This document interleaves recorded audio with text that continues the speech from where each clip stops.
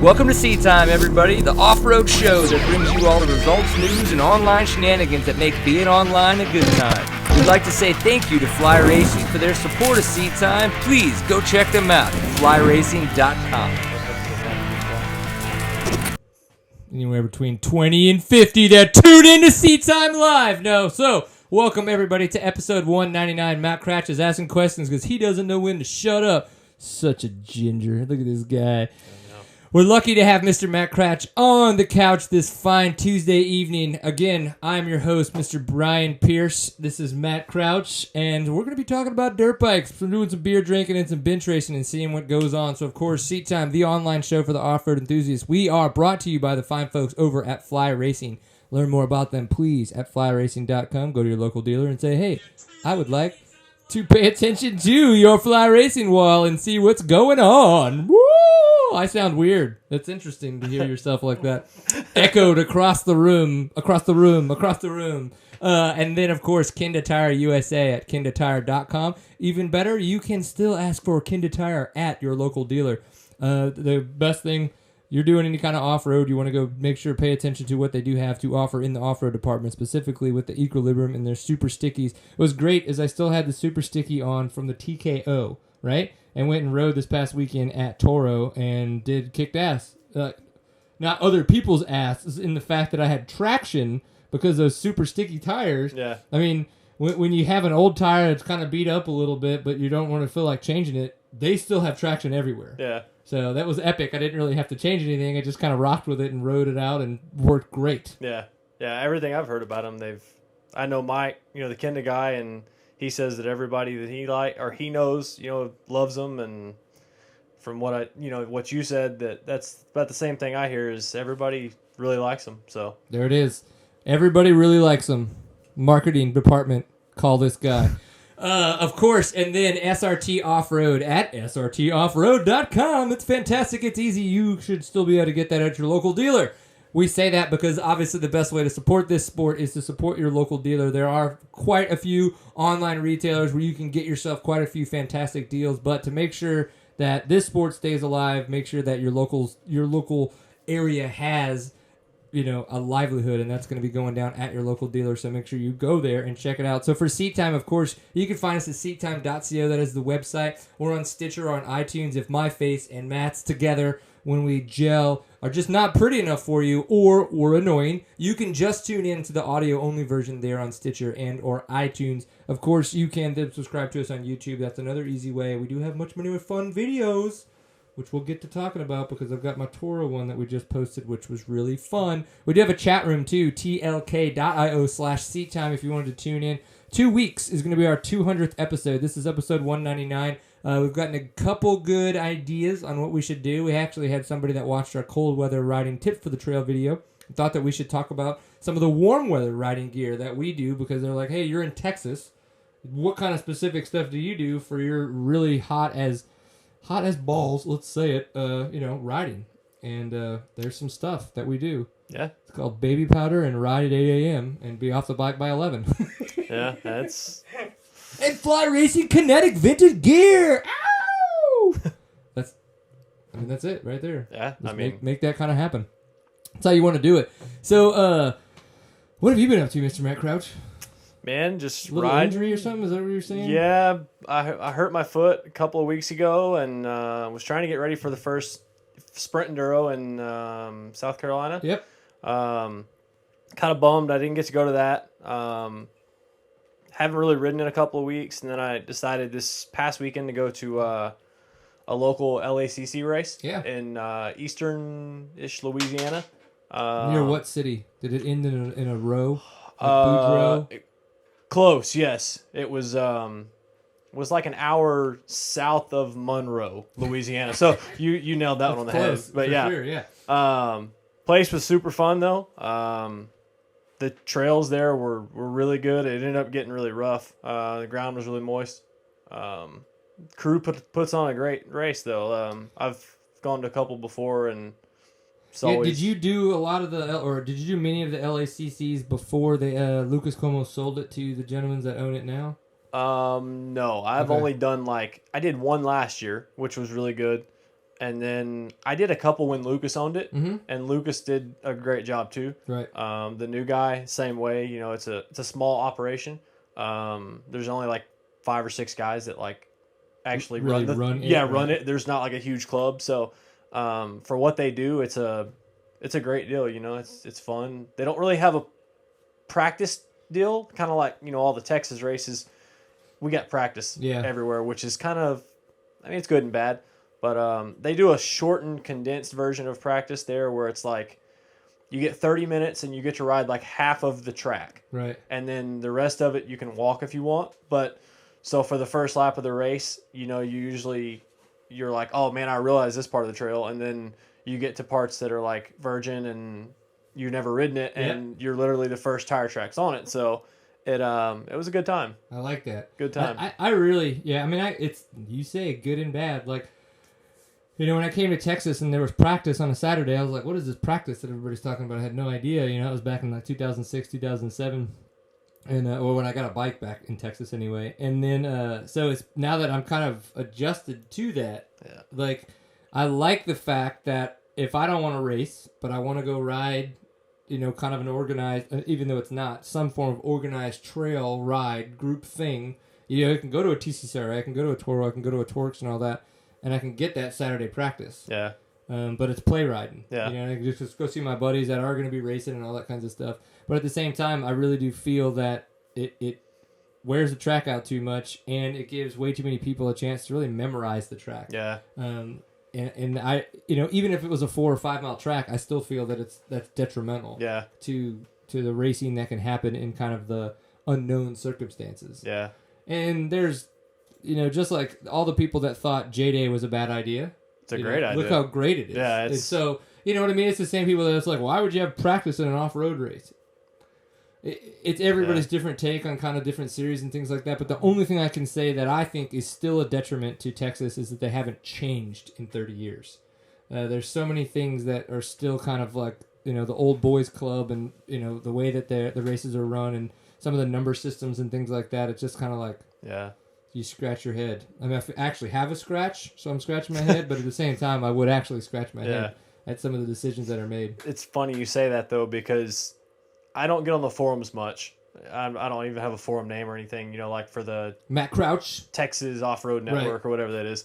But I've been reading a bunch of stuff lately because the Toro series has branched out and are trying the Sprint Enduro format stuff, which I, for one, think the Sprint Enduro format is really good. It's a change, you know, like you're saying. But from what I'm reading on Facebook and like Twitter, Instagram, there's just a bunch of people that are like bitching about it. Yep. And I don't know. I think that's a tough one, you know? I think, and this is my take on it, and we've talked a little bit about it on some of the other shows, and I've talked a little bit to other people personally about it, but my biggest thing is that, and I get it, Toro was losing numbers. Like you can tell that Toro in itself has been kind of lost the past couple of years. It was not as defined as it was, you know, in its previous years when it was really still, when it had a purpose. Yeah. It was just a winter series, and it kind of became another Texas cross country series where you practiced on Saturday and raced on Sunday. Yeah. It didn't have the same demeanor that it used to have, where it was very little practice on Saturday and longer, harder, more technical tracks on a Sunday. And so once that went away, but what's happening is like they're trying. Like Brian Story was talking to me. Brian Story's going out to all these races, trying to figure out other ways to talk to the BOD for them to kind of ramp up Toro again. And that's when he started going to the Sprint Enduros. I started, you know, seeing him more, and obviously that's when Jason Hooper started Full Gas. And so I was like, this is what you guys need to do. You need to get on this. Like, this is how you guys need to rebrand Toro, is to be a Sprint Enduro series. Just fuck it. Like, just the people that are going to love it are going to get in there and love it, and the people that want to be haters haven't tried it. Period. Like that, I know that's what's going to happen. And the biggest thing is that it's just a commitment issue.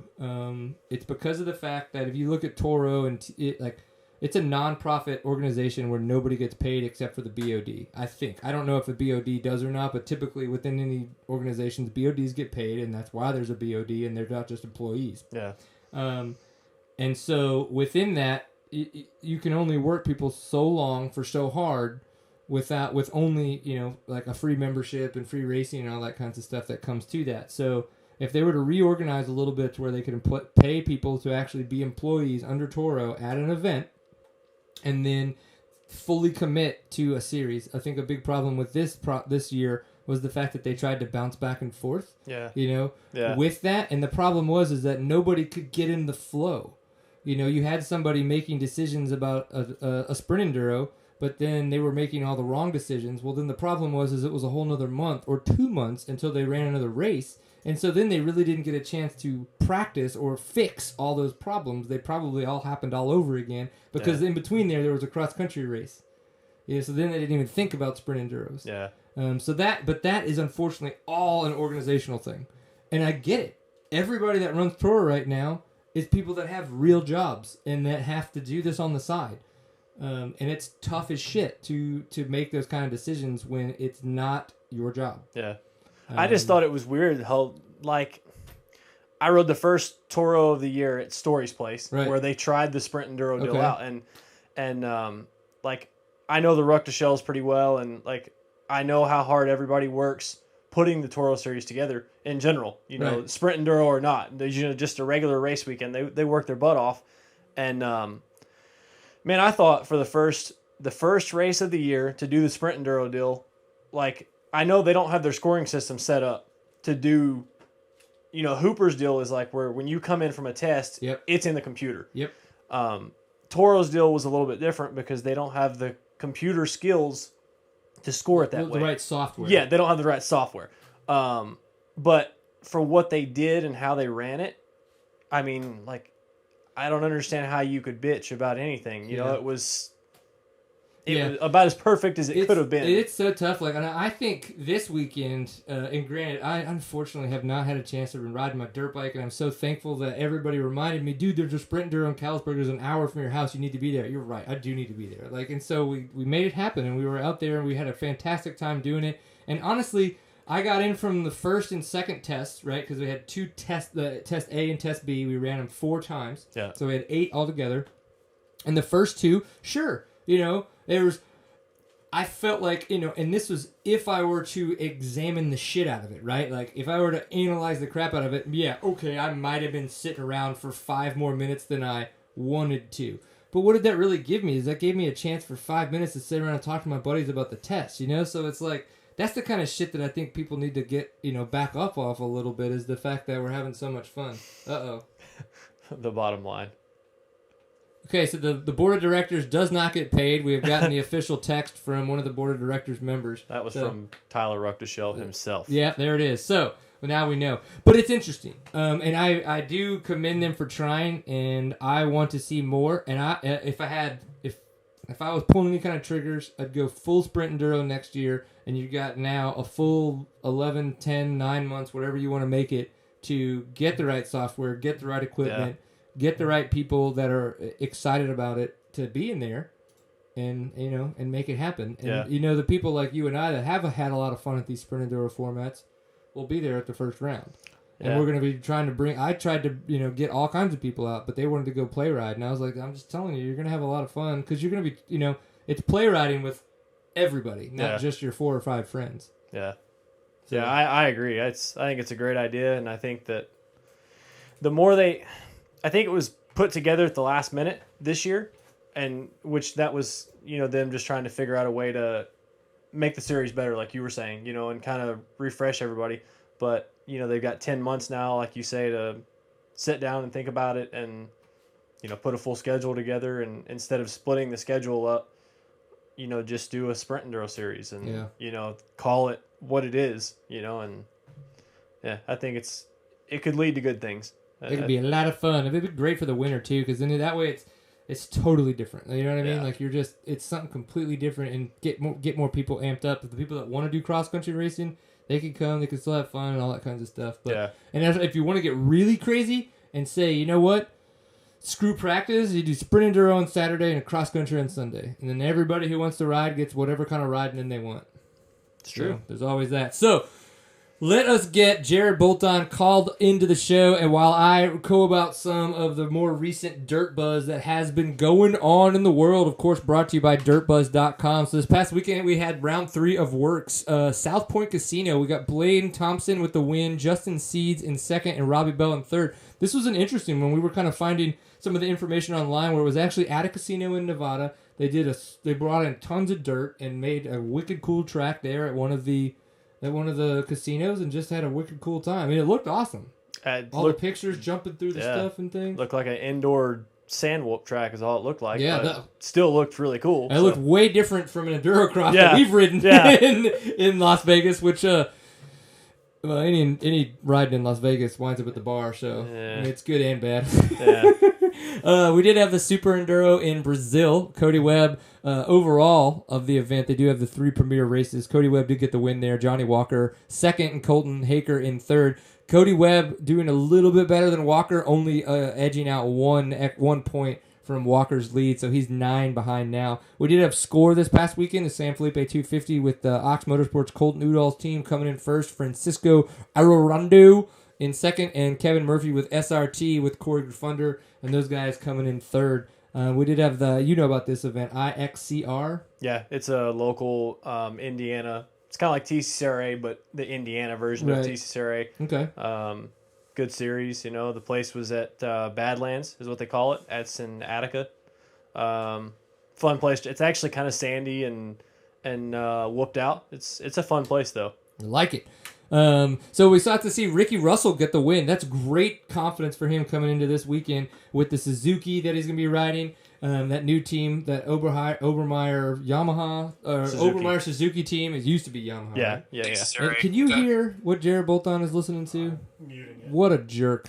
What a jerk. And then, of course, Austin Lee in second and Dual Murphy in third. And we did see that Chris Douglas was in fourth, and that is Ricky Russell's teammate, which we're actually going to talk with a little bit about some of the new teams. And by new teams, growing teams and how they have shaped and shifted. So with Fly Racing, look out this weekend for the limited edition gear for Daytona. That's going to be announced in the next 2 or 3 days. It'll be available for you guys. Kinda Tire, we've got full gas Sprint Enduro starting tomorrow for the next 2 days. That's sponsored by Kinda, which is awesome. And then SRT, as we said, third on the podium at the San Felipe 250. Fantastic. Thank you, dirtbuzz.com, for organizing all that information on their Monday Buzz. Definitely check out dirtbuzz.com if you want to look for a different kind of lifestyle look at off-road and the love that we do put into the sport. So, Mr. Jared Bolton, we have to ask, how is your evening going, kind sir?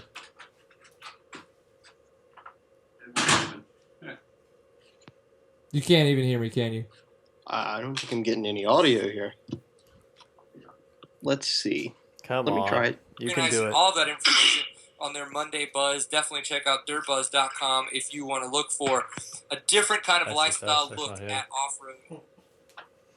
This is awesome. He's like watching the show and listening to the show, but then he really has no idea what's going on. This is almost kind of fun.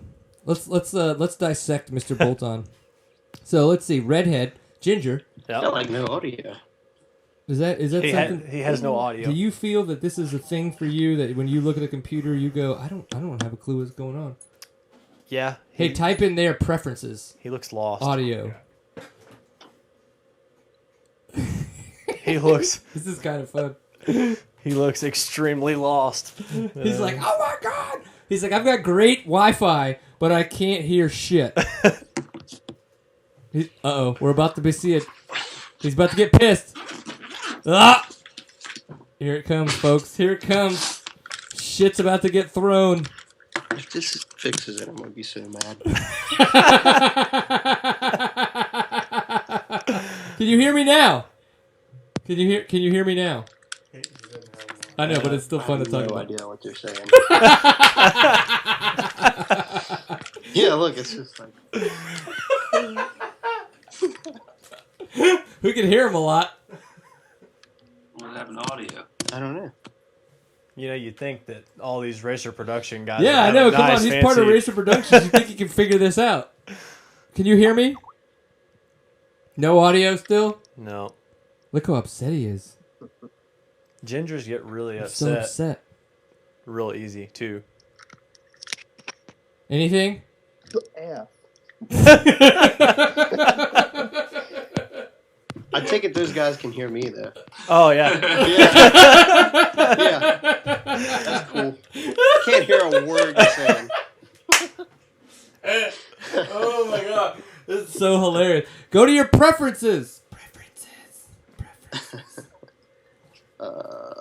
It's because your phone plugged into it and it's jumping through your phone. Oh. What a loser. Can you hear me now? I don't think that did anything. Can you hear us now? No. Go to your preferences, bitch. Thank you, Danger 174, for tuning in to Seat Time tonight. Brian Pierce would like to thank you as well. Oh yes, absolutely. So what are you finding over there? What's your Instagram channel saying? The tech talk is strong with the group tonight. You like that? The tech talk is strong. 29 truck liked my photo. Ooh, that's dirty. Yeah. He Can likes you double like a photo? He I don't think so. Does it get weird? He likes a lot of my photos though. It's kind of weird. That is nice. Oh, that's nice too. You know, one question I have, which is kind of weird. What's that? Why would Supercross get rid of Diana Dahlgren and replace her with? What the heck? That's got. Yeah, I don't know what that Still is. Because the new chick is very, very bad at what she's doing. Down there. Yeah, Like she's not there. Nope, absolutely not there. I would totally agree. I wonder if he were to listen to music, if he could even hear music right now, or if he would just be like Oh, yeah. totally freaked out. Never had Well, that hey, issue Steven. before. Let's go ahead and mute that while you guys see if you can figure that out. And then Matt and I will start to dissect a little bit about what we were going to chat about tonight. So with GNCC, we got 2016 series upon us. And one of the things that comes with that is we've got riders that are coming back on same teams. We've got riders that are coming back on new teams. Riders on same teams, maybe different bikes, maybe new bikes. There's all kinds of fun stuff that happens in the off season, and of course we do have a couple injuries that happen that people are coming back from different injuries. So I figure a good way to do this, and we'll see if we can get Mr. Bolton in on the action once this happens.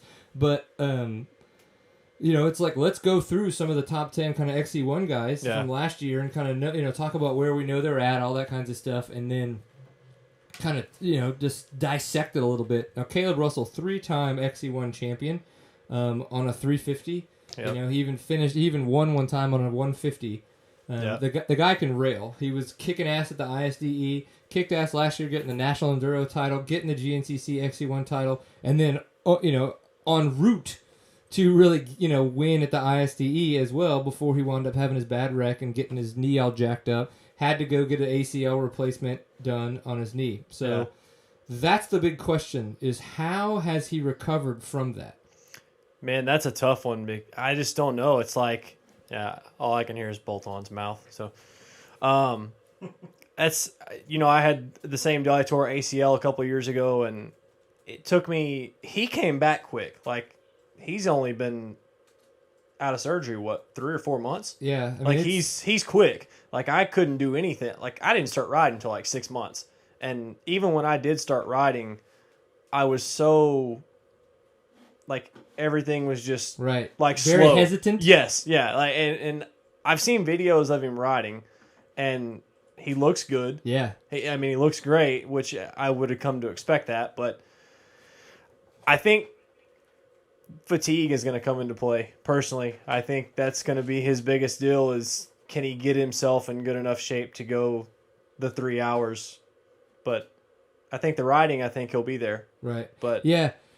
And you're hitting right where I was too. It's that he does look awesome on the bike, and he looked awesome all last year and the years before that. So we know that him being down for a little bit of time with the surgery hasn't hindered his ability to ride. No, right? No. And at this level, for most guys, it doesn't. Right. But yes, it's about the endurance at that point. Is that was he able to have enough time to really get a base? Yeah.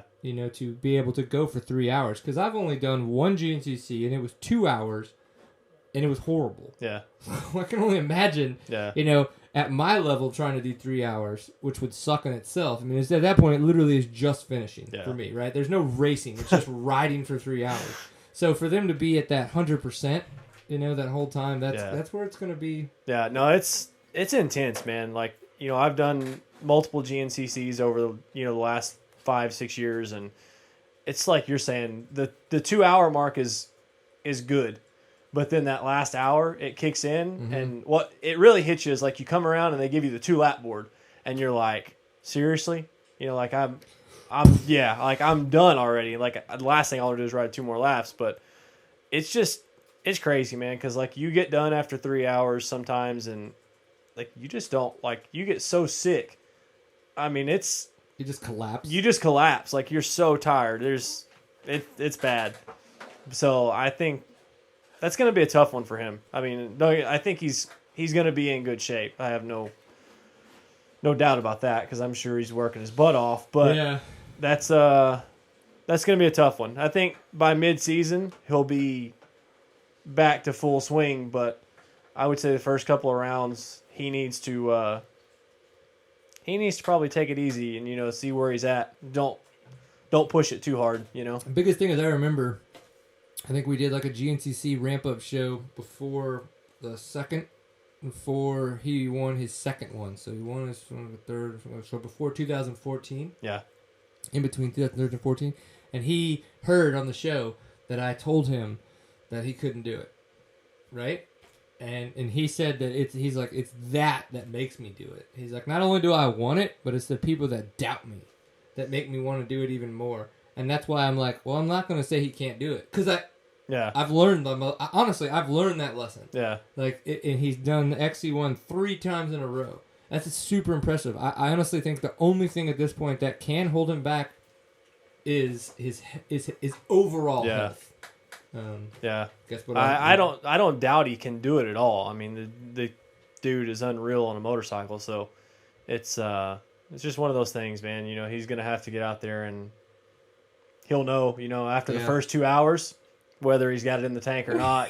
That's crazy. So, but no big changes there. He's gonna be on it's a little bit newer bike, but again, no huge changes to the bike. The biggest thing is the fact that we know he had surgery. So we're going to see how that endurance goes, and that kind of watching that hour and a half to 2 hour mark, and kind of like, does his shoulder slump and how's he holding his head up and stuff like that. Second place last year, Grant Baylor coming back, same team, but big deal is new bike. And he's already been on the show and talked about the fact that 450 FX is absolutely amazing. And he said that a lot of the testing and just jumping on the bike and kind of stuff they had to do with the older YZs, they didn't have to do any of that. They just got on these bikes and everything was almost perfect, and they just had to tweak from there on the new FXs. So, with that kind of confidence in the way that he did at Sumter, getting the win there, there's a good chance that we're going to see a different Grant Baylor. Yeah. I say different, and it's not like he hasn't been performing before, but it's the fact that Kailub Russell has always been outperforming everybody. Yeah. Yeah, so, I actually talked to Tony Joyner last week. He's a Yamaha guy. Yeah. He got a new 450 FX or whatever they call FX, it. Yep. He says that the thing is unbelievably good. I mean, he's not even going to change anything. And I guess he's talked to some guys at Yamaha as well, and they're really not changing much on them. They got good suspension, and they're putting a pipe on them, and like they're not changing anything like drastic like you would think. Right. They're really running a stock motorcycle that you could go buy at the Yamaha shop and take out and ride. So I think that's kind of cool that Yamaha is actually, they're like the only company right now that is trying to compete, it seems like, with KTM. Yeah. Because KTM is just taking the market, but it's at least they're putting a little effort out there, No, for sure. And when they came out with that 250 FX, that's when everybody was like, oh, okay, they care. Yeah. For so long they had the WRs and stuff like that, but they were really just these like pigs compared to the YZs and stuff. But yeah, I mean, now that they have this off-road race model, you can tell that they're really starting to say, okay, we need to compete. Yeah. We don't just need to be here. Mm-hmm. And they are. I know a lot of people that have gotten on FXs, myself included, that have enjoyed them, and then other people as well that have gotten FXs and bought them and love them. Yeah. And love the fact that the suspension is so good out of the box, that unlike the getting all the stuff you're going to get with the KTM, the WP, the 4CS type stuff and everything, how harsh it can be sometimes. So Having a good time. Josh Strang, 3rd place last year. Same team, same bike, kind of bringing that consistency. He's a guy that we always have seen have a really good base. He's always up there. But again, there are certain guys out there that just kind of seem to do a little bit better. But didn't he have an injury last year?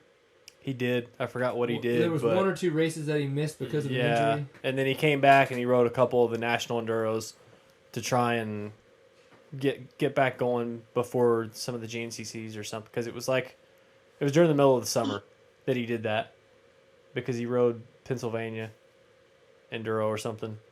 So can he hear us now? I think we're good. Uh-oh. Can? All right. So tell us about Josh Strang's injury last year. Now we're having trouble remembering, Mr. Bolton. Oh, he jacked his shoulder up. Okay. He had a practice crash, and I don't remember if he broke his collarbone or if it was a separated shoulder. It was one or the other, but he ended up sitting out those few races, which ended up hurting him in the points, and he ended up finishing 3rd. But had it not been for that, I firmly believe he would have been 2nd. Yeah. And I think it's going to be interesting to see kind of how that nets out, in the whole scheme of things. And if we were saying, like, if Kailub Russell does come in, I don't think Kailub Russell is going to come in slow. I mean, Kailub Russell doesn't do slow. But I think that if Kailub Russell does come out and he's not 100%, that gives everybody a little bit of a chance to kind of even the playing fields. But we'll see. Again, I'm by no means going to say anything negative about Kailub Russell, because then it's just fuel in the tank for that motherfucker to try to prove me wrong. So 4th last year, Chris Bach. Same team, same bike. Again, he's another guy that's shown good consistency. He's really been growing a lot with the JCR team. We now have seen the JCR team grow their team consistently to a much larger team. They now have an XC2 rider in Bollinger. I can only imagine that team growth and that little bit better consistency within the team is going to trickle into Chris Bach. You would think. Yeah. I mean, Chris is a amazing rider anyways. He's always top 5, top 6 guy at the GNCCs. I've known Chris a long time. He's just one of those dudes that he's talented. He can ride enduro cross, he can ride moto, he can ride just about whatever he wants, and he rips. So and he did get a win last year. So that's to say that there's a great chance that he could be coming out of the gate ready to do that again, right, Bolton? Oh, absolutely. And historically, he's done really well in Florida. He's been on the podium most years down here. So, and actually, this is it's going to be not necessarily your typical wide open Florida track. We got some tighter stuff in it, so it should be good. Yeah. Yeah. Is this the new Florida property, or is it like the one that, or is this a new Florida property, or is this still one of the newer ones that they added like a year or two ago? This was new last year, and it's actually a new old place. We actually raced here back in 2003 and 2004, which anybody that raced back then would tell you probably one of the nastiest, muddiest races they've ever ridden. And this year is going to be the polar opposite of that. Sweet. Dry, dusty, and nasty. It's going to be awesome. Or that. 5th place, Thad Duvall. What have we seen or heard? I know they're still on the Huskies. It's KR4, Thad Duvall. I don't know too much about, besides the Husky change, a little bit manufacturer-wise. He looked really, really impressive at the first Sprint Enduro. Okay. I believe he almost beat Milner. That's right, he did. He beat him the first day. Yeah, that's right. And then I think he had some issues the second day. I think he crashed in one of the tests or something, but still, that's Milner at that kind of stuff is, that's his deal. That's his deal. So bread and butter. To beat Milner head up at that deal, that's pretty impressive. I think Thad's going to come out swinging this year, personally. I think he's going to be one of the guys to watch for sure. I like that. What do you think, Bolton? Oh, yeah, absolutely. And he did get a win last year, so he's still kind of got that confidence among himself that he knows he can get it done. And I'm sure we'll see him get it done again. I like that. Ryan Sipes. This is kind of the big question mark, because we've seen Ryan Sipes consistently do a little bit better, being on the KTMs on his own team than the Huskies on his own team. kind of the Air Group deal, and now we've seen the Coastal Racing team expand from being the UTV team into a UTV team, a dirt bike team, a quad team, and I know you'll be able to speak to this more, Bolton, but I know Barry Hawk is the team manager. Is he in charge of everybody? I mean, is he kind of like or is he just kind of over the dirt bikes and quads? Mostly bike and quad, which, what better guy to get than the only guy who ever won a championship on both. Yep. So the UTV thing comes from actually the guy that owns Coastal Racing, Scott Kiger. And he's been a long-time UTV racer, so he's kind of the man when it comes to that. Yeah. And then the coastal side of things, I mean, tell us a little bit about what you've heard about what people are thinking about this team, because from the UTV side of things, it looked like a company that, a gentleman that was really enthused about a sport, had money to be able to put into it, kind of created a team around it, got the right sponsors, ran it like a legitimate business, not like an enthusiast, and was very successful with it, so he was able to keep going with the sponsors in the team. And then now been able to kind of bring that over onto, a full complement to the GNCC Series. Besides kind of, that's my outside looking in, obviously. Do you have a little bit more in-depth about kind of like the structure of the team and how things are kind of being built out? You're actually spot on there. I mean, that's pretty well the way it went. And those who don't know, the actual Coastal company comes from they're a drilling company. Right. And that's big money. And Scott has that money and very big enthusiast, and he's been kind enough to share that with more than just his own race team. He actually, you see, I got one of the 6 Day shirts from last year. Indeed. And actually... Oh, there you go, Coastal Racing. So Scott actually really helped out the 6 Days team last year, too. That's fantastic. And I know a lot of people are kind of like, oh, that's so weird, but it's great. Like, that is fantastic because of the fact that that's really what it takes. And listening to the Pulp MX show today from, last night's show, like, that was one of the big things they were talking about is, like, what does it take to get some of the bigger, more corporate sponsors in? And it was an interesting discussion. So when someone is an enthusiast and does have the funds that they want to bring back to a sport that they're an enthusiast about, like, that's not something you should shy away from, literally, unless they're being a detriment to the sport just by, like, trying to cover things up with money, because that's a totally different story. And in this case, it doesn't seem to be what's going on, so I'm totally down for it. But Barry Hawk, Ryan Sipes is a very, very experienced motocross, supercross racer, and he's becoming a much more experienced off-road racer, has done extremely well, and has grown a lot.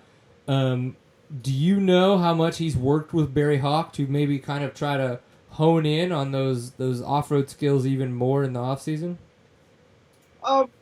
Even when Ryan first started making his transition, Barry's kind of been not necessarily like not a mentor or anything, but he's always been one to give advice, not just to Ryan, but to anybody who'll ask. You can obviously bike and quad. If you need somebody to give you an answer about something, Barry's probably your best bet. He's a go-to for anything. He's been there. He's done it.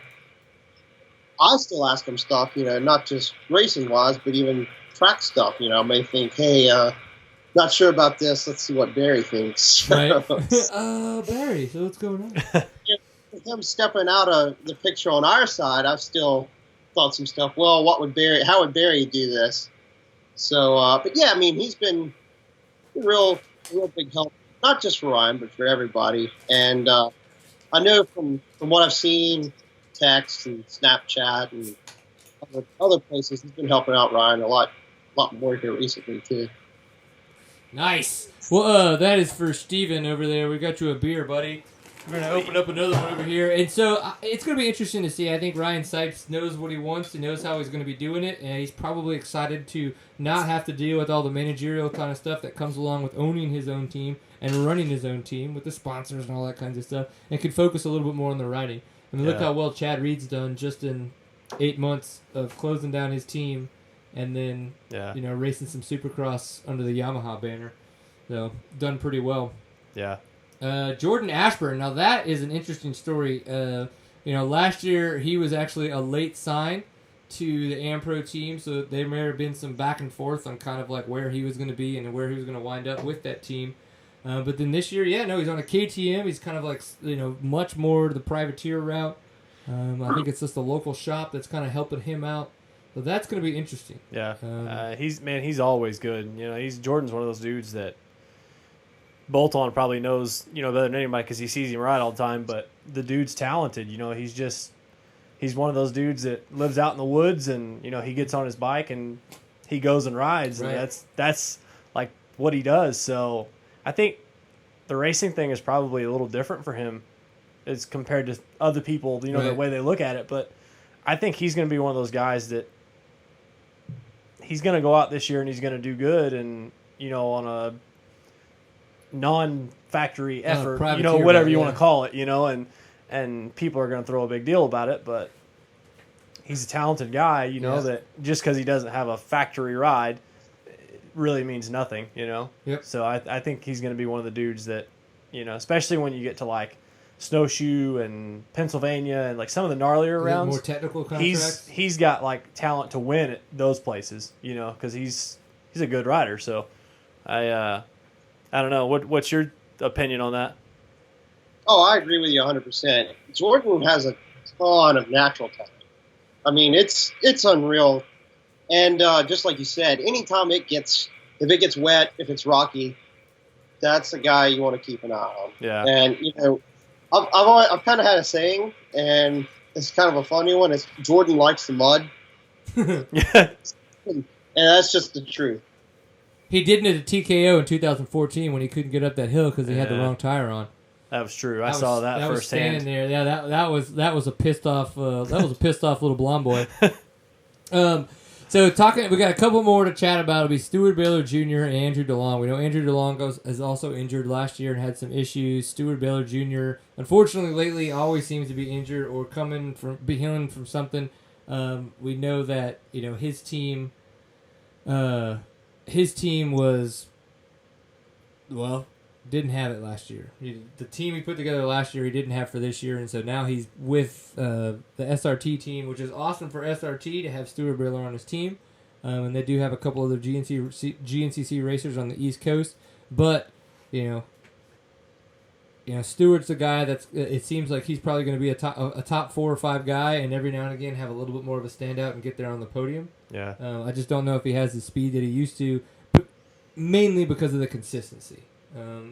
Not to say that he's not as fast as he once was, but that just the consistency isn't there. Yeah, that's a tough one. That's like one of the deals where like when you fill out your fantasy SX deal and you look at the name, you're like, man, like it's almost like a Christophe Pourcel. Like he's super fast, but there's races where like he shows up to and he just like doesn't do very good at all, and then the next weekend.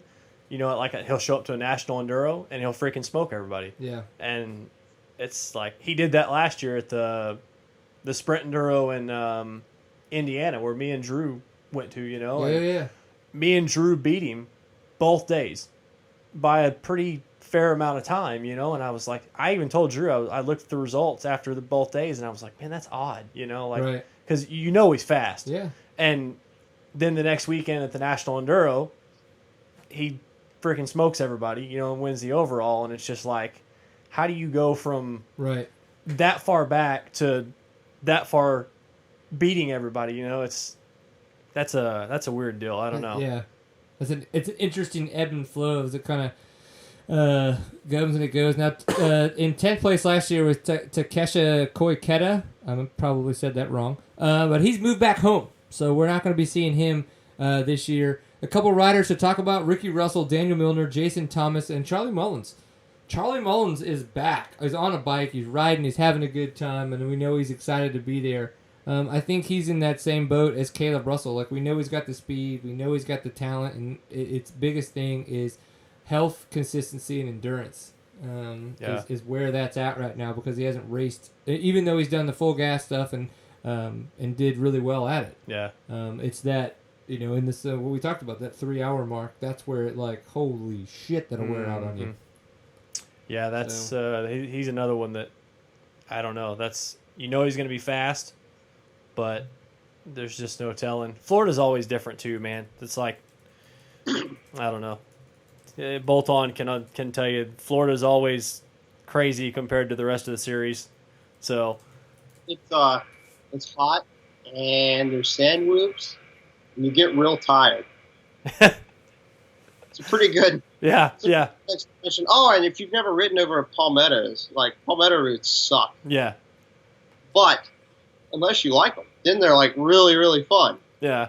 Well, it's like in Florida, Garrett Edmiston hauls ass down there, and people forget about him, and then the first race of the year he shows up and pulls the top 5 off, and they're like, well, who is this dude, But he's in Florida, he hauls, Oh yeah, they don't call him the Sandman for nothing. Like that dude is unreal in the sand. I mean, especially like if you go to an FTR race, he can almost beat anybody straight up at an FTR. Yeah, it's pretty gnarly. Yeah, didn't he beat Bach and Douglas earlier this year?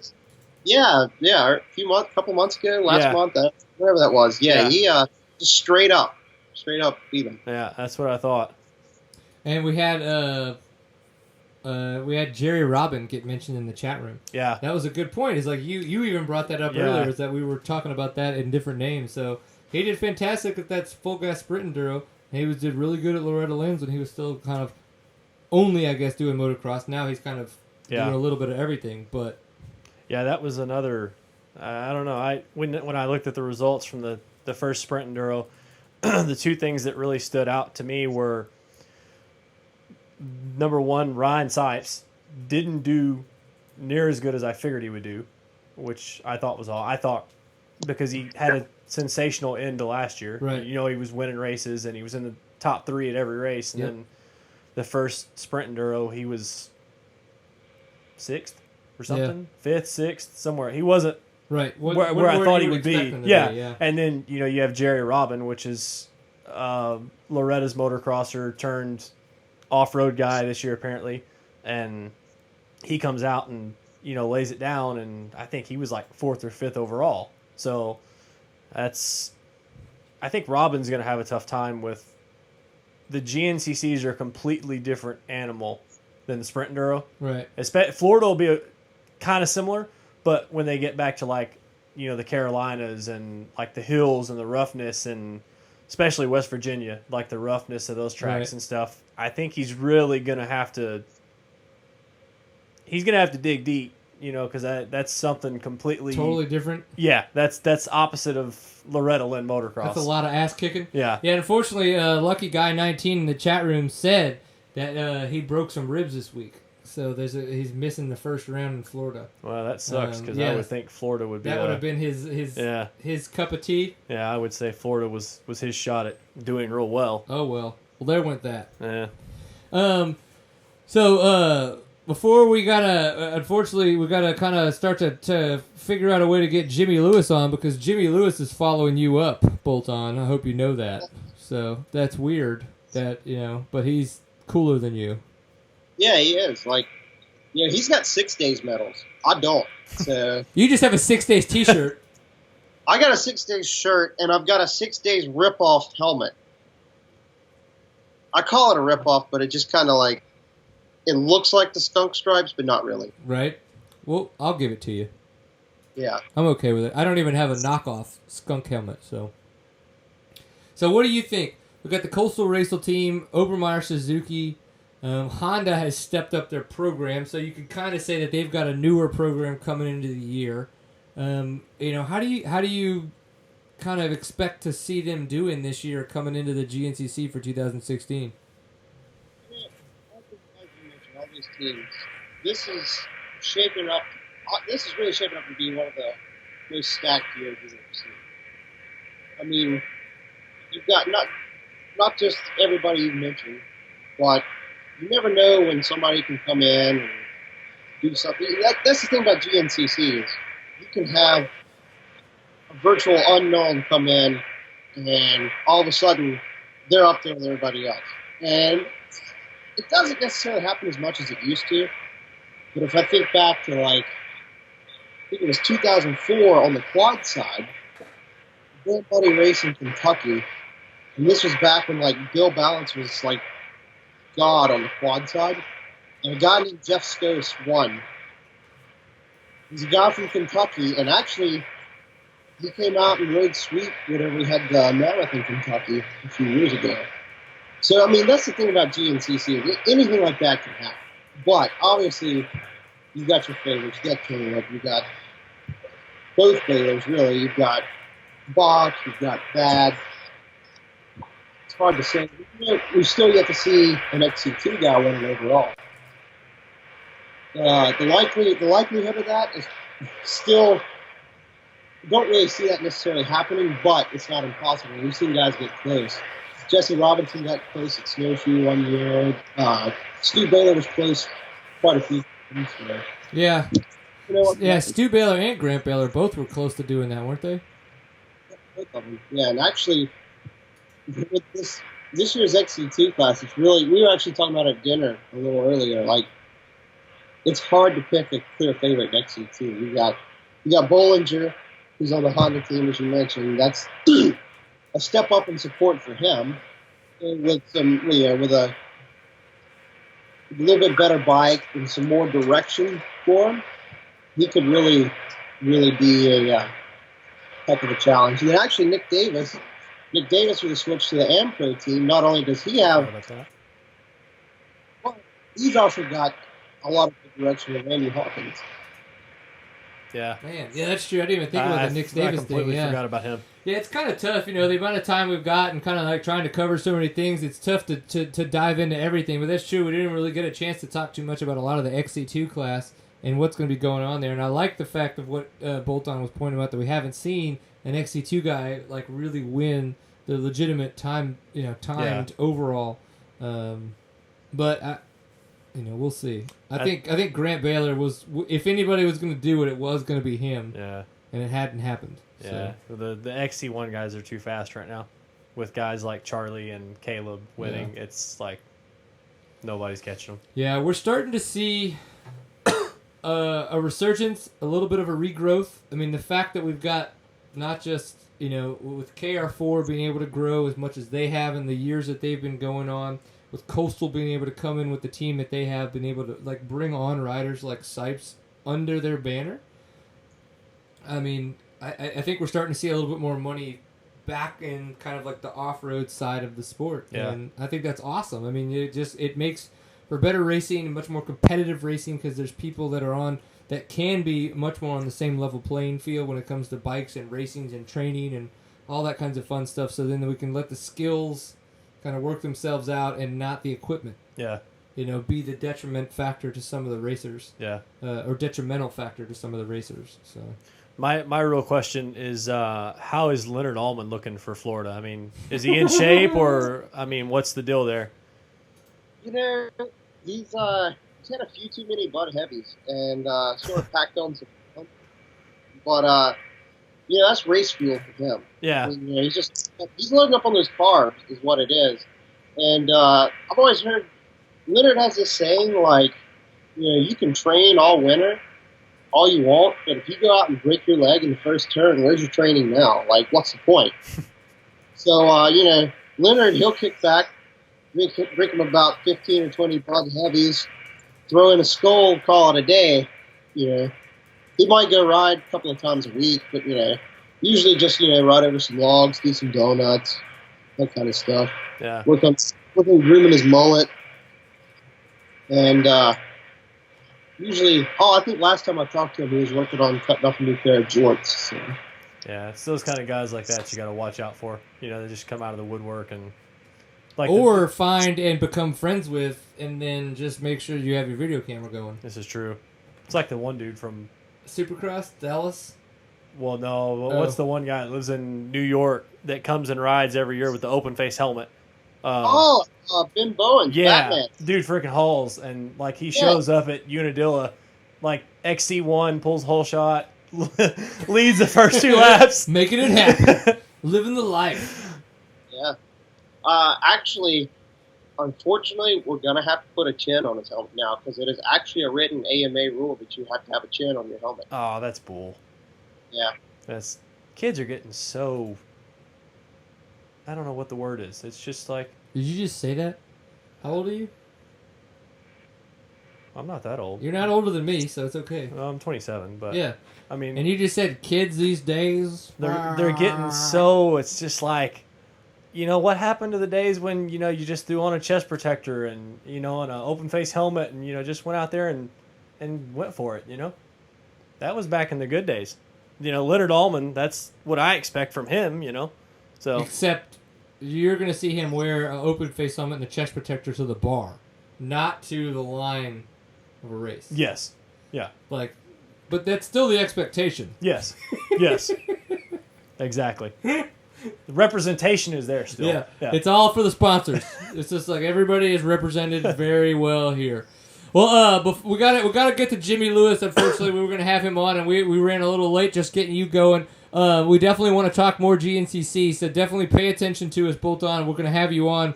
We're gonna kind of figure out how it works and to make this kind of work out. But what does your next Tuesday look like? And then, because I know you guys are probably gonna be traveling to Georgia to go do round dose. Yeah, next Tuesday we will, I imagine by Tuesday night, like Tuesday afternoon, we will be in Georgia, ready to go. Are we going to get you at another Starbucks this year? Probably not. Probably not. It's only like 5 hours from here to the race in Georgia, so I'll be there before 9 o'clock. Like, not a problem. Perfect. Oh. Well, he's the one dude that they hate at Starbucks that walks in at right before closing time. Oh, they kicked him out on the show one time. I saw that one. Yeah, that was epic. Epic. Dude got kicked out of Starbucks on the show. This girl just kind of comes over and she's just like, "Excuse me, it's 10 o'clock." Yeah, I know. Duh. And then he goes and sits in his car and calls us back and be like, "Hey, they didn't turn their Wi-Fi off, so I can call back in if you want." So we sit in his car outside the Starbucks, calling into the show, and we're still like, "Well, here we go. Let's just keep talking." Hey, if it works, let's go for it. Right? Yeah, all right. So if you had one question to ask Jimmy Lewis, what would it be? Oh, man. Jimmy Lewis. Let's see. I'd probably ask him, what was the most epic moment of days the year that they won, that the junior team won gold when he was on the junior team? I like it. I feel like That's a that'd be good a good- question. I'm going to actually have to write that one down. And how big was the party afterwards? Say it again. What was the best day? What was the most epic experience There you go. your junior trophy winning 6 days experience? What year And was how big? What year was that they won? I want to say it's early 90s. I can tell you in a minute. I've got a cheat sheet. That's weird. Do you have it tattooed on your dick? Yes, I did. You just immediately looked down. I was like, well, this is awkward. It is an extremely small tattoo. It's like a balloon, like a rubber band. You gotta get it up really quick just so you can look at everything that's on it. And then it shrivels back and it's just a bunch of dots. Exactly. That was 91. 91. He really does have a cheat sheet. That's scary. That's impressive. Is impressive the right word? Yeah, because You want to know stats. I get asked a lot. And I can remember a lot of off-road randomness. But there's a few I gotta have a few things on reserve where I'm like, hold on, let me look. I like it. Well, dude, thank you for coming on. Sorry you had a little bit of technical difficulties on your end and it got cut a little bit short, but we'll be looking for some bolt-on updates. We still haven't gotten your videos that you said you were going to send us for the shows. Oh, yeah, that's a good idea. You know what I need to do? Nope. I need to go in the middle of the 1 p.m. bike race this weekend. Just go out and just do it. Yes. Please. Bikes buzzing behind me. I think be that's sweet. a fantastic idea. Sounds like a good plan. Do it, my friend, and then tell us about all your greatness. I will. All right. Thank you very much for the time, kind sir, and we'll definitely be chatting soon. Oh, yeah, sounds good. Okay, bye. Peace. Peace. Dog. Bitches. So we're going to run a little late tonight. And you know what? This is seat time, and that happens sometimes. We're going to call in Mr.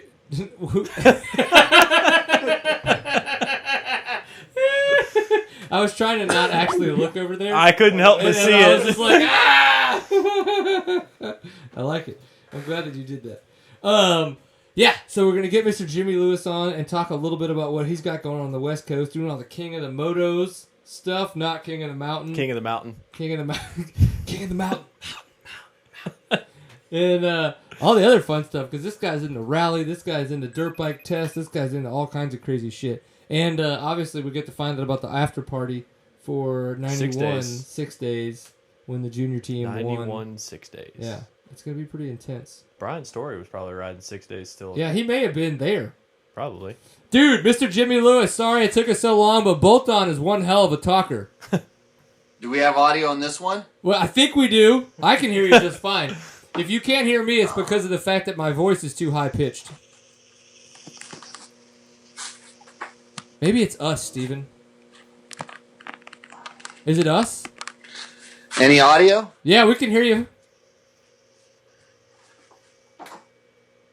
Well, I can see. I can't hear you. Uh-oh. Okay. What are we doing Same wrong? problem. I don't know.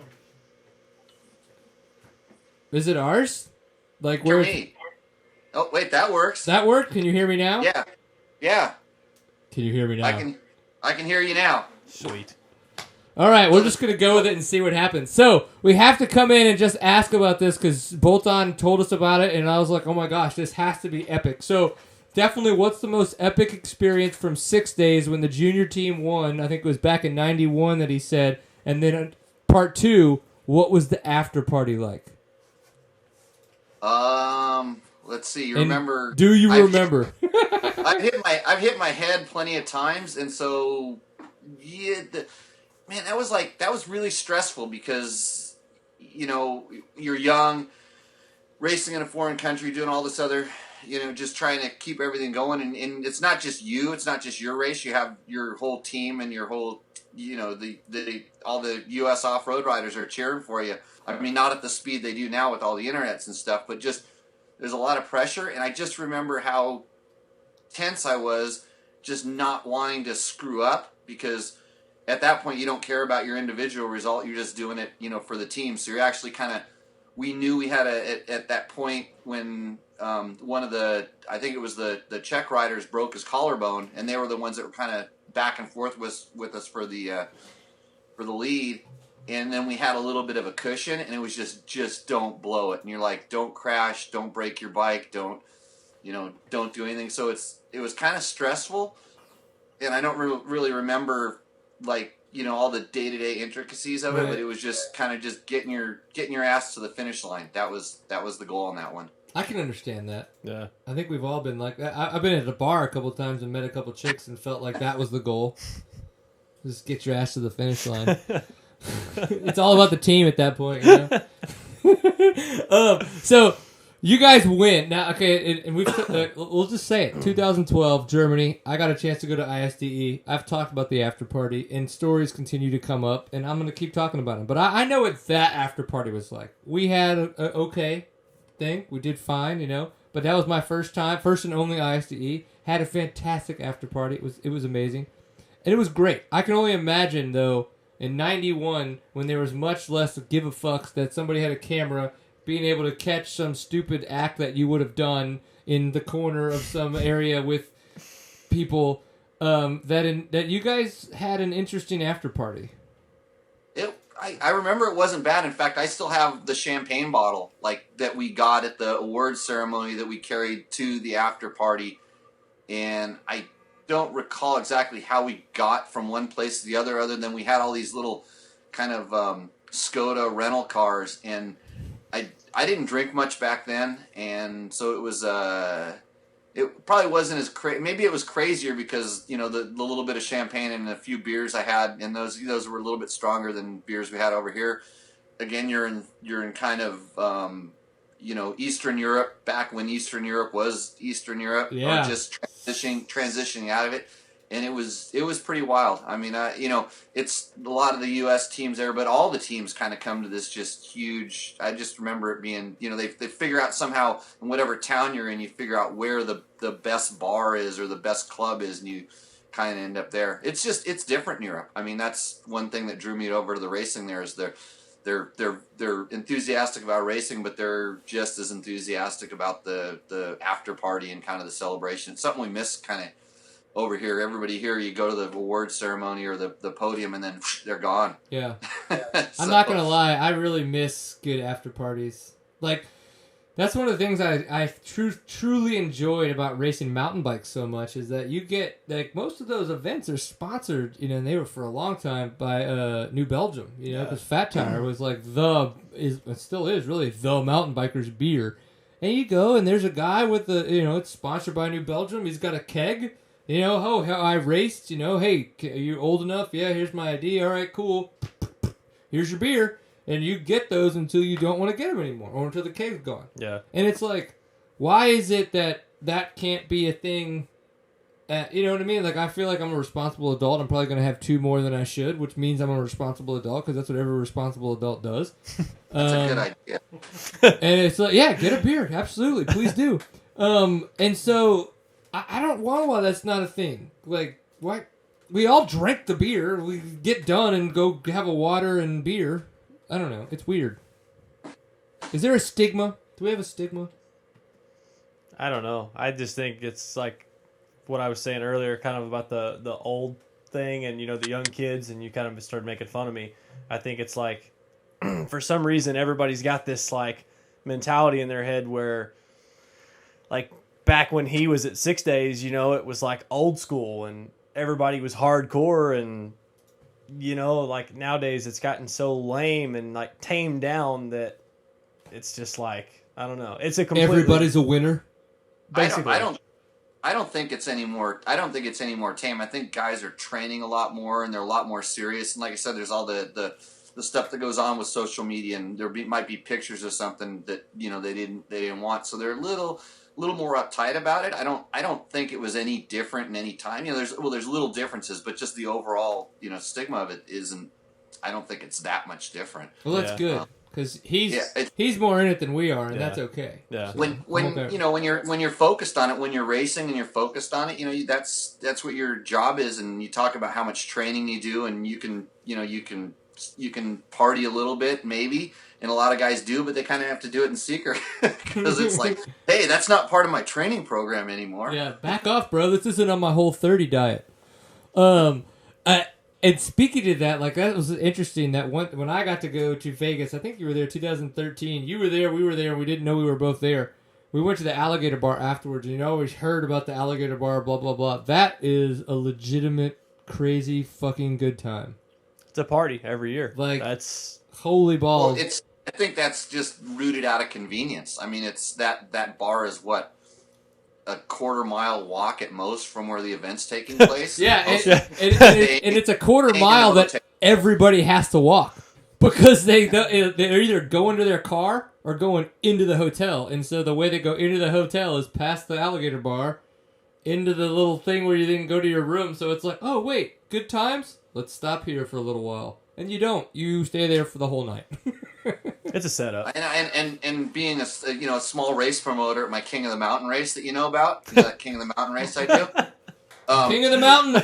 Yeah, I'm guilty of that because like one guy came up to us at the end of the race this year and he's like, "Hey, where's the party and the celebration?" And obviously he'd been to some races in Europe or down south in South America and stuff, and they do that. And I'm thinking, man, we have this big, huge monster stage there. And I mean, last year they were having a Super Bowl party there because the Super Bowl was going on the same race. This year there really was nothing going on. I'm like, why didn't we even think of that? And it's we're gonna fix it. We'll make it better. Oh, dude, I'm all in for that kind of stuff. Like, yeah, I don't know. Like, maybe that's what I need to do in life. Be like a fun times promoter. You could start your own series. I mean, Yeah, I could start my it's simple. Just start promoting races. Yeah, just that's where everything's at. Race promotion. yeah. yeah, totally. I'll become famous and rich in no time for Yeah. sure. It'll be Texas needs another series for sure. yeah. Good God, that is the last thing we need. You're right. Thank you for pointing that out to me. Well, dude, so King of the Motos or King of the Mountain, whichever seat time show you happen to be watching at the time. How has that evolved for you? And I ask that question because do you feel that it is evolved into the event that you wanted, throughout the years, and then kind of like where do you see it evolving into? I mean, like I've done all different kinds of racing. You know, when I started out as a kid racing motocross, transitioned off road, started in enduros, started desert racing, found out what ISDE was, did everything in my power to get over to be able to do ISDE, started doing rallies. You know, mostly because it was it was another dream. And then when I was doing rallies, then I wanted to do extreme enduros. And I got lucky to be able to do the Gilles Classic, which, you know, you're talking old school. Right. I was a kid at the time when that was kind of going away. And then was able to do Roof of Africa back when it was a car race as well as a motorcycle race. And I just had a passion for extreme enduro because when I go riding with my buddies, that's what we would do. Right, the and crazy shit. I want to put a race like that on here, but there was never the stage for it, and I didn't want it to just be 20 guys out in the desert and maybe one photographer. It needed to be bigger than that, and I was like, how do we get television? How do we get all the things? And at the time, they're just being unproven or having no way of doing it. You don't have anything to sell. And, I wasn't an Eric Pinard who I had a history of doing things, building up to this event. So I found this thing called King of the Hammers. I was literally riding across the desert and I saw this city in a place where there was nothing. And I thought it was a military operation. I thought, I've strayed onto the military base on accident. I better get out of here. But then I did a little research because it is right next to where the military base is. I did a little research and said, that's that race. I know about that. And I know the rock canyons. That's the best gnarly extreme stuff we have legal to ride on probably in the United States. And I'm like, okay, I got to find out who's in charge of this. And it was funny because evidently Dave Cole, who's the promoter of that, had tried to contact me at one point. And I probably blew him off because, I'm like that sometimes, I guess. But then I contacted Dave and said, hey, let's do this. And he told me to pound sand. And then called back 45 minutes later and said, yeah, we're going to do this. And that's how it kind of started. And every year we're trying to make it a little bit better, grow it. And it's tough with the climate, just its sponsors, especially just being a one-off race. It's tough. It's tough to get a lot of momentum going with it, but it's got incredible outreach. I mean, we have a live television, a live broadcast that goes out, of course on the internet. Yep. But it's got a really good live show that goes along with it. The amount of traffic, the highlight reels and everything. I mean, we got on the front page of Yahoo Sports right after the event. Probably one of the only motorcycle events that does that without killing somebody. Right. Yeah. So, we did it on good craziness, and batshit craziness. Yeah, I'm stoked at how it's gone. My problem is just how do I make this tougher for the top guys? How do I challenge the Cody Webbs, the Taylor Roberts, the Max Gerstens and Kyle Redmonds of the world? How do I challenge those guys and still make it doable and fun for the amateur rider that says I want to ride on the same course and the same tracks and see how good I am? That was me. I mean, I wanted to go race against the best enduro riders in the world and try to finish some of these races. And, I was able to do that. And that's what's awesome about events like Erzberg and Romaniacs and, Sea to Sky. And it's like I said, it's been kind of a dream and now it's a challenge. Yeah, I've had a lot of fun doing the TKO, which has been fantastic. I've been out there the past 2 years, and I've signed up again for this third year to go. This past year, I actually qualified to do Sunday, which was my goal. But my dad gave me a bunch of shit for it, and a bunch of other people did too. But I opted out just because 1, I was sore and I was in pain, and 2, I really wanted to take pictures, and we do a great job, I think, doing that, putting the photo epics together from different off-road events that we can make it to. We don't have funding for that. We just make it happen because of cool people. But yeah, I love that shit. Like, I love being able to be out there kind of on amateur day, because I'm definitely that guy. Totally an amateur at this shit. But, you know, kind of kicking ass, taking names, and feeling like I'm kind of accomplishing things that on my normal terrain that I wouldn't really come across or opt in to do. Yeah. You know, so I'm glad that that's a part of the plan in the bigger picture, and that doesn't seem to go away. And I totally agree that if you look at the European events, that's what you see. Like 7/8 of the people there are the ones that pay for that event. Yeah. And those are the guys like me that one day want to go to that event to be able to do it and make it a quarter of the way and feel like that was an accomplishment because it's that damn difficult. Like, yeah. In Europe, there's a whole other dynamic that we don't really get to see here because we have so much availability to go riding. A lot of those extreme enduros, or some for especially for guys that live in some of the countries that have no open riding, that's a chance for them to actually go riding, maybe for more than 45 minutes or more than around some 6-mile loop. I mean, they can do this, you know, this extreme enduro. And you see things like Erzberg, there's no open riding in Austria. That's the only time that you can go do something that crazy. So a lot of people are signing up, and they have there's no way their skill level's ever going to let them get more than maybe past the start line in some of these races. But they just want to go and do it, to take the challenge, to go riding, to say they did it, and then party. Yeah. You know? And once they fall off their bike and they're done for the day, man, they're out running around in the woods, you know, watching. So it's a little bit like, you know, it's like the GNCCs. You get to race on the same course as, you know, the top guys, and maybe you do it in the morning, and you know, it's a little bit different course, but you get to do it in the morning. You can go watch the guys in the afternoon, watch the top guys. So it's got a little bit more of that, you know, that fan aspect to it, but they don't get to ride so much. So that's why they get these huge, you know, 1,000 rider, you know, people, you know, 1,000 riders that sign up, or you watch, you know, something like Romaniacs sell out in 2 hours. You know, it's just, I mean, Romaniacs is crazy because you get to ride for 3 days. right. I would actually like to do that. Romaniacs is the one where you have a GPS track, right, that you're following. Correct. And it's not, yeah, that's the one. Now that I've done a little bit of rally, that's the one that I would really like to be able to do. You haven't had a chance to do any rally, have you? No, I was actually going to go out like 2 years ago. I was supposed to go out and do the King of the Mountain, per se. If you will. Yeah, if you call it that. But I ended up not getting to go. I wanted to go to it, and I still do want to go to it one day because I've done knockout like 2 or 3 times. You know, some of the enduro cross races, last man standing, a few of the other races were that were kind of like that. Yep. And I like stuff like that. I think the King of the Moto deal is cool just because it's super hard, and it's kind of a completely different.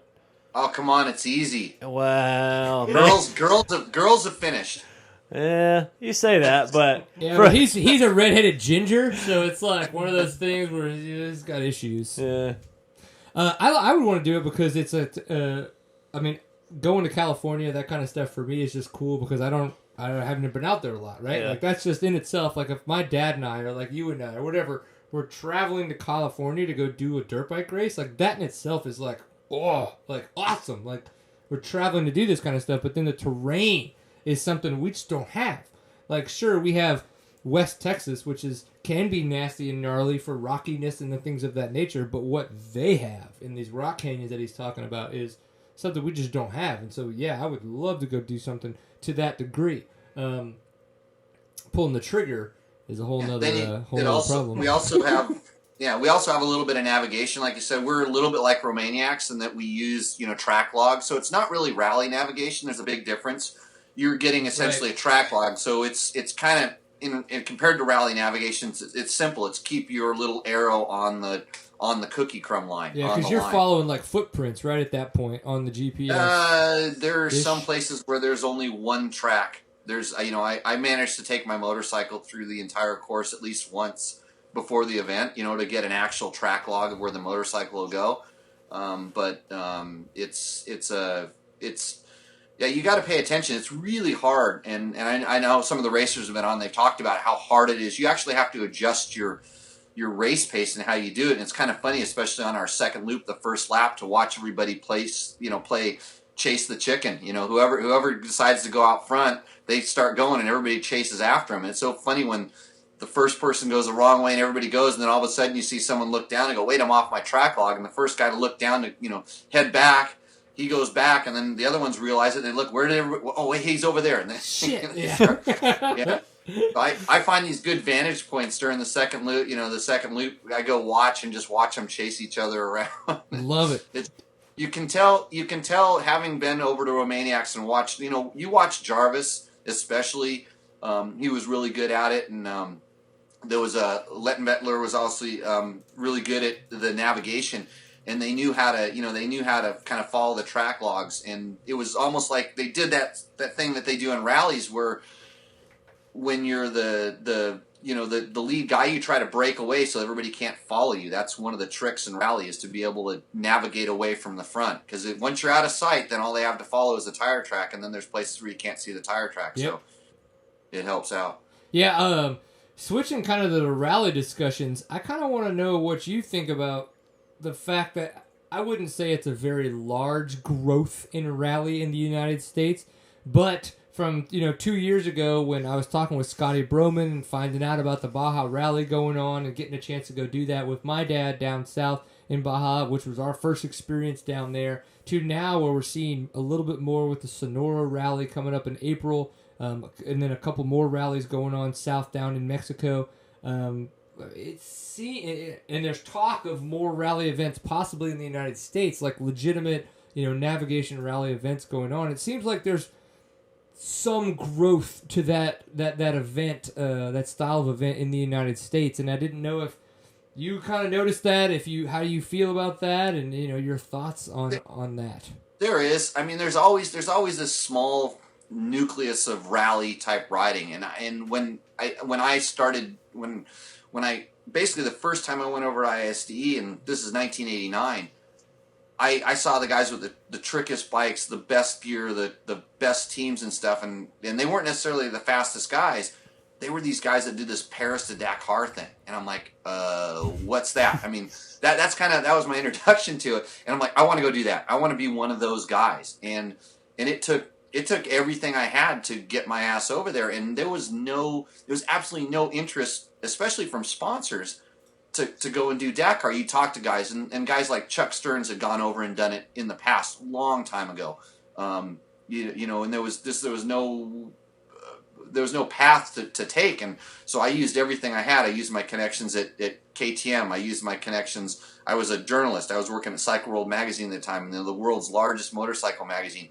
I had some experience. I'd won the Baja 1000. I'd done all this stuff. I'm like, can I please have a factory ride or something or some help, or can you give me a bike? And it came to the point where I used every card in my deck to get over there. And actually Eric Pinard was the one that kind of pulled a couple strings to get me a ride on actually Peter Hansel's factory rally bike. And it was sort of like a test to maybe be his water boy.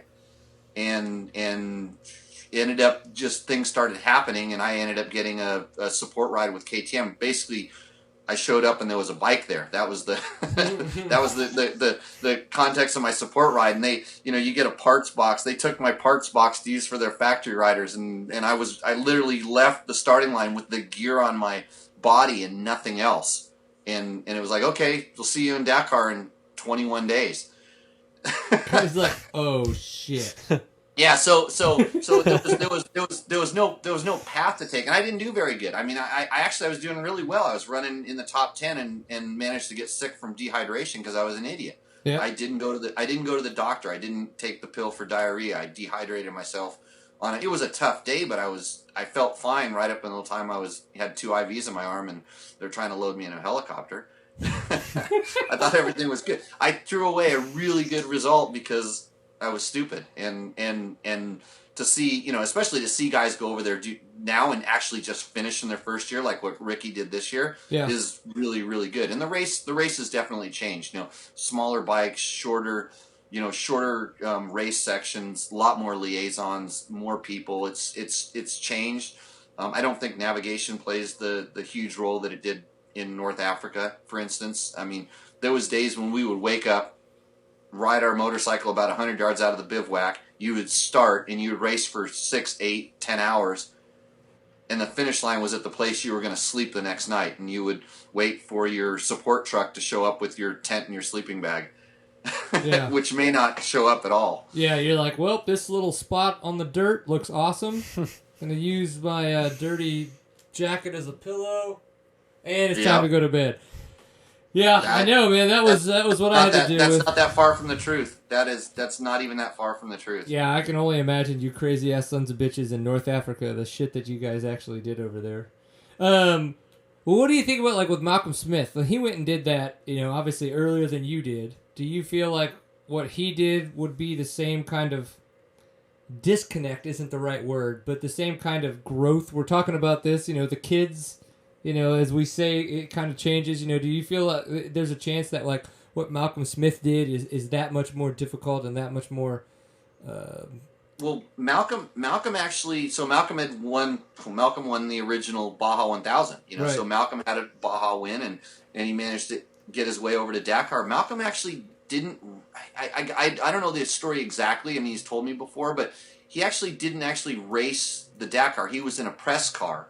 But he did the whole course because the press cars are literally on the course. And, they get up earlier in the morning than the racers and they go out and navigate the course just like the racers do. So technically he did it. And I think he did it more than once, if I'm not mistaken, because he really wanted to go over and do that. But it was, like I said, he just couldn't find the sponsor and the funding. And back then, motorcycles, it wasn't in the cards for an American rider. Yeah. To go over and do it. It was really difficult. I mean, it takes even today. It takes a lot of money and time. Yeah. That's what's so cool about the rally. Was the Rally Pan Am guys that got Scott Bright and Ian Blythe over there to do that event? Like, I was super excited to see them, and it gives hope. It's like, obviously it would be so fantastic to be able to go do the Baja Rally and maybe the Sonoma Rally and a couple more rally events, the next couple of years, and then maybe one day think that Dakar could be an option, but that's okay. Like, I know that's a pipe dream for someone like myself, but for riders that are that much better than me and then that much more motivated to go be able to really push to make that happen, you can tell that there are more options out there now for that ability. So that's what's cool about it, and hopefully, guys, there's a lot of interest. I know a lot of young racers that say their ultimate goal is to go do Dakar. There are these guys racing the National Hare and Hound Series and doing stuff out here. And it's just a commitment. I think you have to plan. And like I tell anybody that's working on a race program, you don't plan for next week or next month or even next year. Set yourself 5 years out and say, this is where I want to be in 5 years, and these are the sponsors I want to have, and this is how I'm going to do it. And write it down. Send out sponsorship proposals for 5 years out. Say, hey, I'll ride for nothing now if you can get me there then.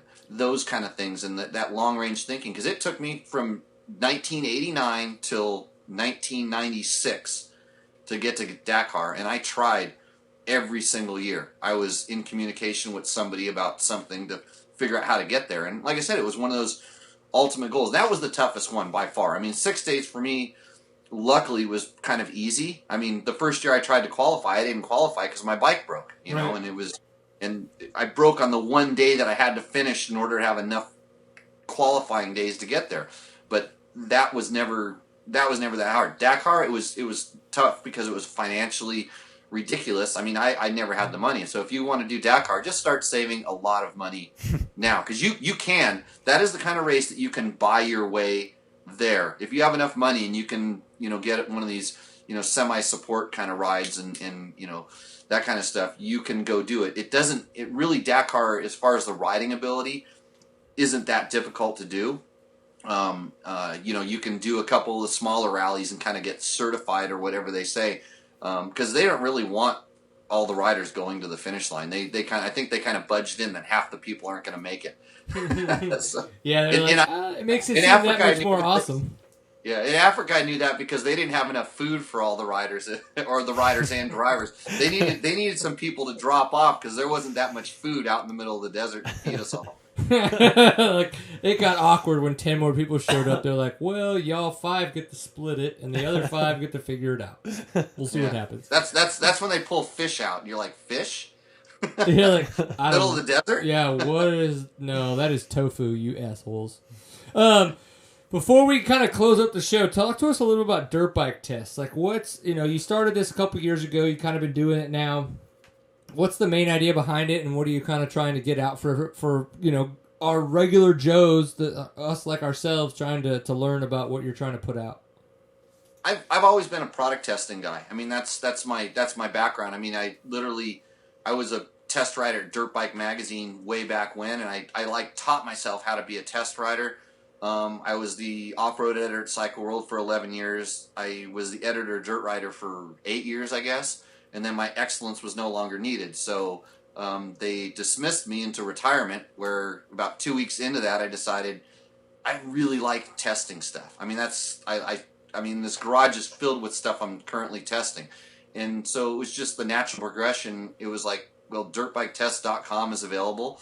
So I had the domain name and just started building it up, and it's growing. It's actually growing quite well.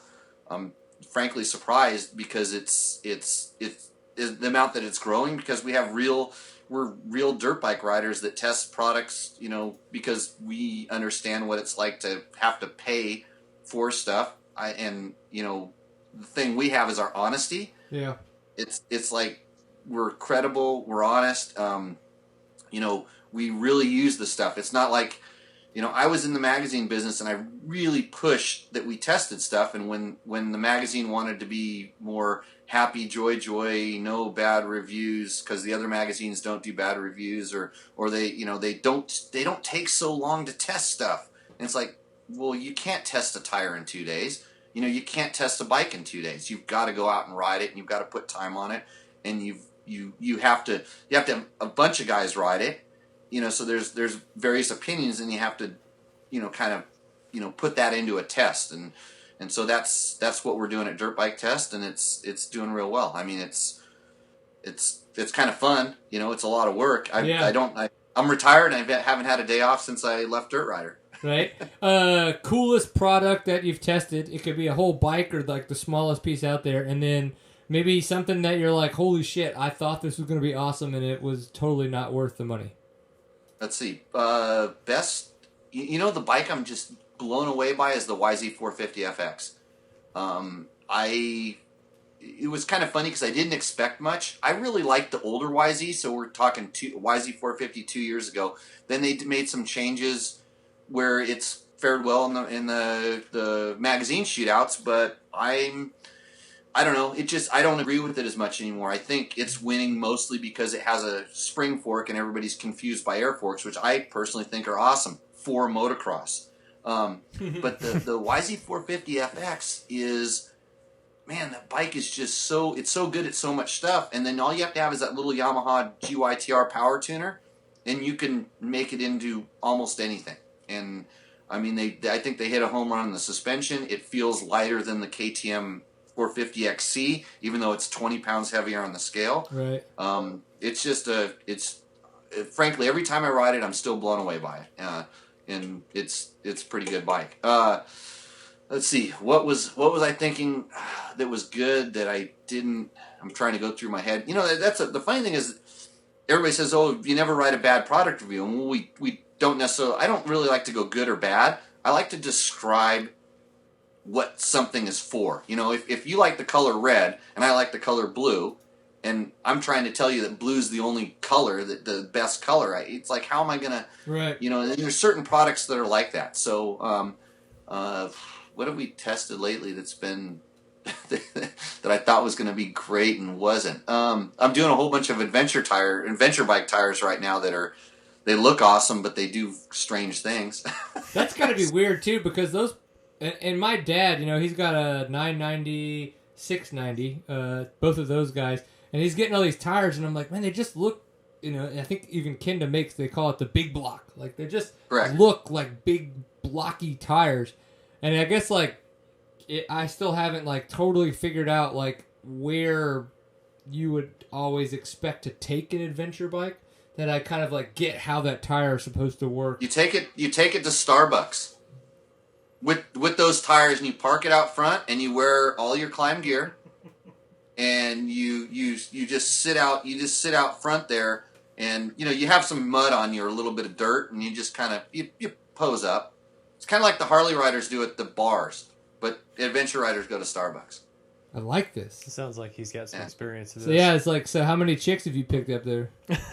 My wife might be home right now, so. So you're saying at least one? No chicks in the back of the adventure bike. I only carry one. I don't carry around the spare helmet. That's true. I just carry around the blow up doll. After that, I don't need anything after when I'm at Starbucks. Yeah. What do you think those panniers are for? We call that a mattress. Ooh, yeah, you got a blow up doll on one side and a mattress blown up on the other. It could get weird all the time. Oh man, well I'm excited to kind of see where this is going to go because I like the fact that I enjoy I like in the mountain bike world again to kind of take it there like pinkbike.com. I love their site, but I feel that their reviews are a little light. They're a little jaded, kind of like you're talking about with the magazine side of things. But then Vital MTB, I feel that some of their content isn't as good as what Pink Bike puts out, but their reviews, I feel, are much more direct, on point, and speaking, like you said, the people that like blue, this is if you like blue, this is why you're going to like this bike. But if you like red, this is why you're going to like this bike. But they specifically say, like, it's kind of like for those type of people. Again, and they're not going to tell you don't spend this money on this bike. It's if you like these types of machines and the way that these respond to these situations, then this is probably where you want to put your money. I think there's so I like points. that train of thinking. Yeah, there's kind of 2 points in my opinion on that.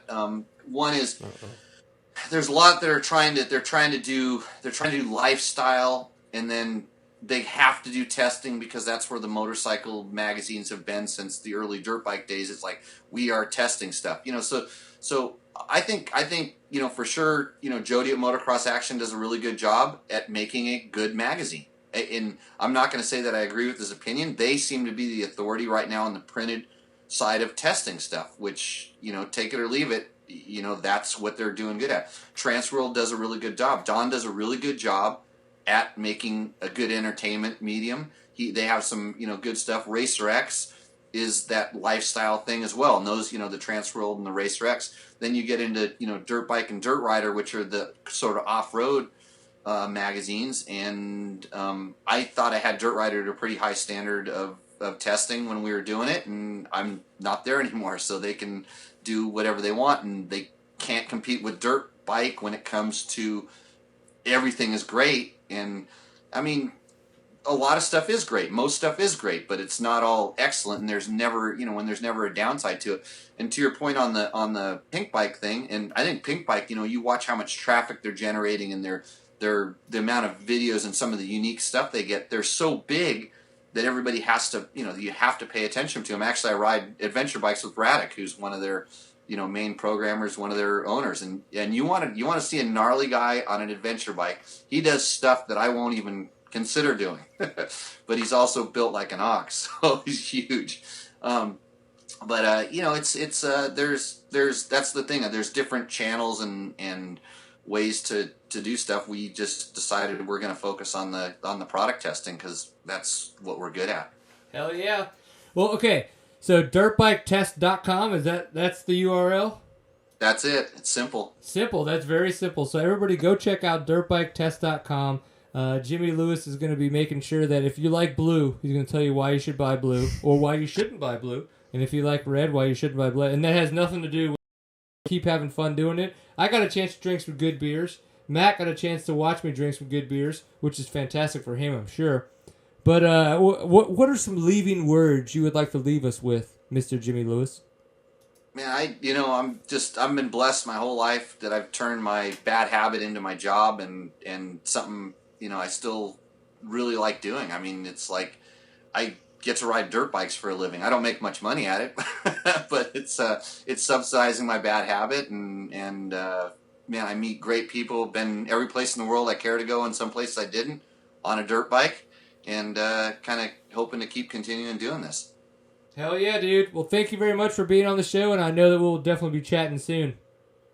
Hey, if you got anybody that's out there wants to be a test rider and they want to work, let me know. We're always looking for really good test riders. All right. Well, I know some half-asses. We'll send those your way for sure. No, we don't take half-ass, and I tell them straight away. It's like, no, this is actually work. We've been looking for guys that are quality guys. I got a few that are good. They can ride, they can write, they can explain and articulate things. But most guys just want to take your bike, do a couple berm shots, look at pictures of themselves, and then tell everybody they were in the photos. And that's called a test rider. Dude, that sounds like... So that's not what I should be good at? Damn it. Yeah. You led me astray, Matt. You led me astray. Hey, he's the one who Did you practice your berm shots? Explain it. We'll make it work. We'll figure it out. But hey, if we do run across any of those badass motherfuckers, we're going to send them your way. Yeah, because I'm looking for guys east of the Mississippi. We want, we test all over the place, and I don't want it just to be all Southern California. We test our bikes all over the place, and we're going to keep it that way. Which is smart. Dirtbiketest.com. Yep. Mr. Jimmy Lewis, thank you for having some beers with us online. We appreciate what you do, and keep kicking ass at it, all right? Thanks a lot. I appreciate being on. Hell yeah, dude. Peace. Well, Mr. Matt Crouch... It's been a long evening. Thank you very much for coming on. Did you learn a few things? I did. Had a great time, man. Yeah? Appreciate the invite. Absolutely. So what's next for you? It's a good question. I don't know. I was hoping to get to go to the second Sprint Enduro, which starts tomorrow. Which evidently I'm not going to be at. Not going to be there. So hopefully, I can make some more of the Sprint Enduros this year, and then. I really don't know. I don't have any set plans. Yeah. Just kind of what I want to go do, and if it's fun, sounds fun, and go do it.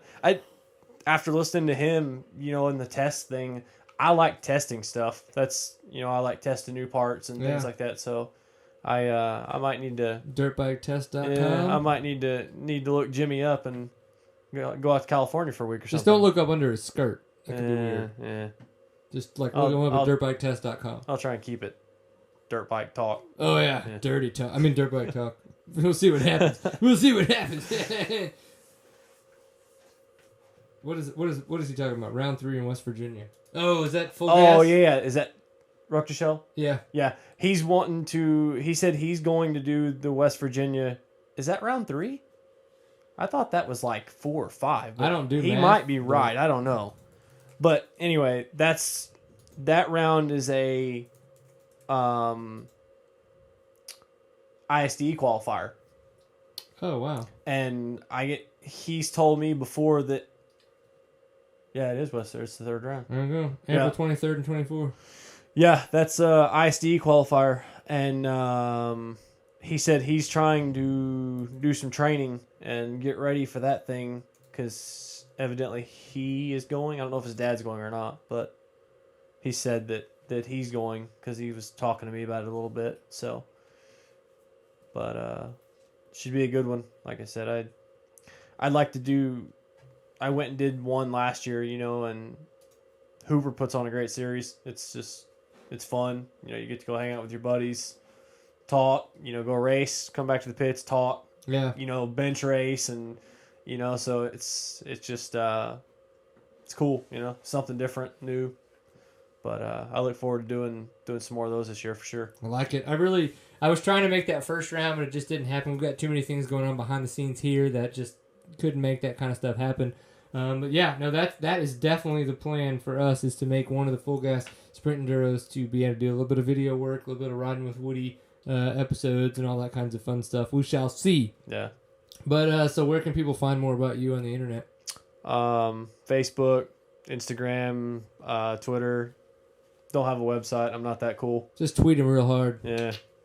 Yeah, those days of coolness have kind of gone away. Just hashtag them. Yeah, that's dirty. Well, of course, I am your host, Mr. Brian Pierce. You can find me on the internet at Woody B. Pierce, pretty much everywhere. My, if you were to say, oh, does Brian have a personal website? He actually does. It's purveyor of awesome.co. which Suck it, world. yeah.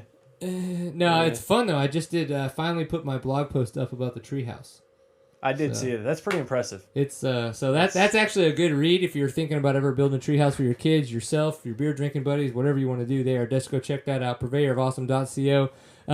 So this has been Seat Time. You can check us out at seattime.co as our website. Of course, we are on Facebook, facebook.com/seattime.